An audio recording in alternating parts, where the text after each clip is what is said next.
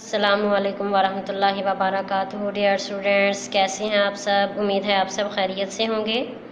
سبق شروع کرنے سے پہلے دعا پڑھ لیتے ہیں۔ اعوذ باللہ من الشیطان الرجیم، بسم اللہ الرحمن الرحیم۔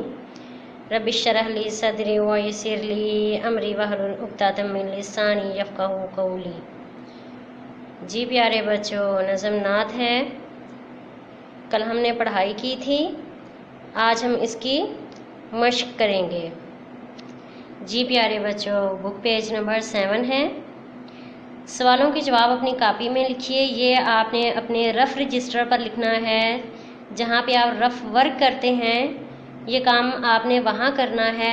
آپ کی دہرائی چل رہی ہے نا، تو آپ نے کیا کرنا ہے کہ یہ کام آپ نے رف رجسٹر پر لکھ کر پھر جس کے پاس آپ پڑھتے ہیں انہیں چیک کروانا ہے۔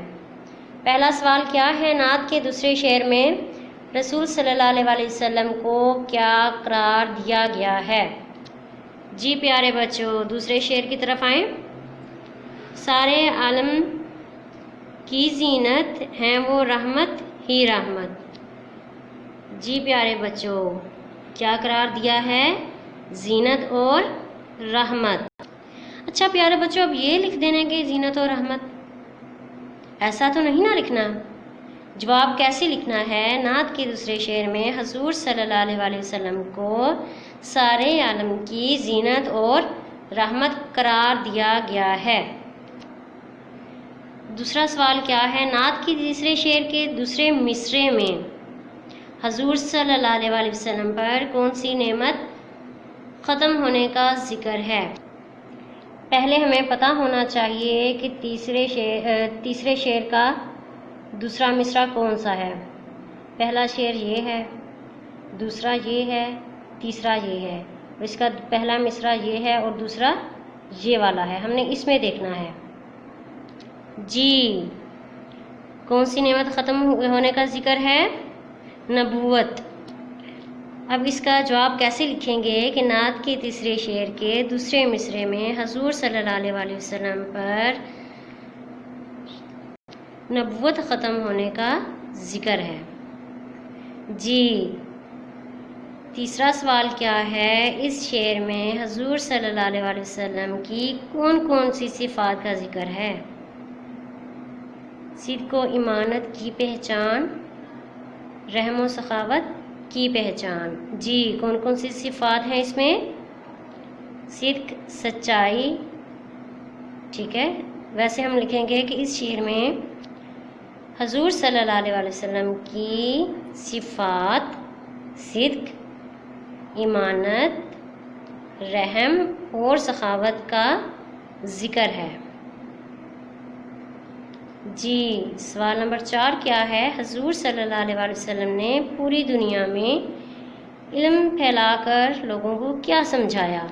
جی، یہ دیکھیں، علم جہاں میں پھیلایا، لوگوں کو یہ سمجھایا، علم و عمل وہ دولت ہے جس سے عزت و عظمت ہے۔ جی، حضور صلی اللہ علیہ وسلم نے پوری دنیا میں علم پھیلا کر لوگوں کو یہ سمجھایا کہ علم و عمل وہ دولت ہے جس سے عزت و عظمت ہے۔ جی، 5واں سوال کیا ہے؟ حضور صلی اللہ علیہ وسلم کی زندگی کا کوئی ایسا واقعہ لکھیے جس سے ان کی نعت میں بیان کی گئی کوئی صفت ظاہر ہوتی ہو۔ اچھا پیارے بچوں، آپ نے سفر طائف کا واقعہ سنا ہوا ہے، جو حضرت محمد صلی اللہ علیہ وسلم نے طائف کا سفر کیا تھا کہ وہاں پر جو ہے وہ دین اسلام کی تعلیمات دی جائیں، تو طائف کے لوگوں نے کیا کیا تھا کہ برے سے لڑکوں کو حضرت محمد صلی اللہ علیہ وسلم کے پیچھے لگا دیا تھا، اور انہیں جو ہے وہ حضرت محمد صلی اللہ علیہ وسلم کو پتھر مارے تھے، اور ان کے جو ہے وہ انہیں لہو لہان کر دیا تھا۔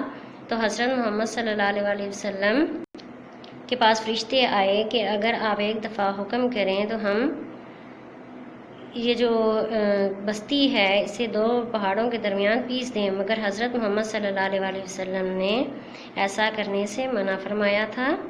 تو اس سے حضرت محمد صلی اللہ علیہ وسلم کی دو صفات ظاہر ہوتی ہیں، ایک تو معاف کرنے والی اور ایک رحم کرنے والی۔ دیکھیں حضرت محمد صلی اللہ علیہ وسلم نے رحم کیا تھا تو انہیں کچھ نہیں نا کہا اور انہوں نے معاف کر دیا تھا، ورنہ وہ چاہتے تو ان کے لیے بد دعا بھی کر سکتے تھے، مگر انہوں نے پھر بھی جو ہے نا وہ دعا ہی کی تھی۔ آپ نے بھی حضور صلی اللہ علیہ وسلم کی زندگی کا کوئی واقعہ لکھنا ہے، اور اس کے علاوہ حضرت محمد صلی اللہ علیہ وسلم کی کم از کم 5 احادیث لکھنی ہیں۔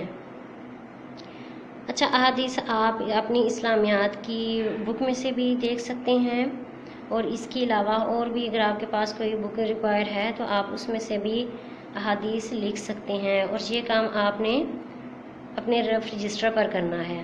اللہ حافظ کلاس۔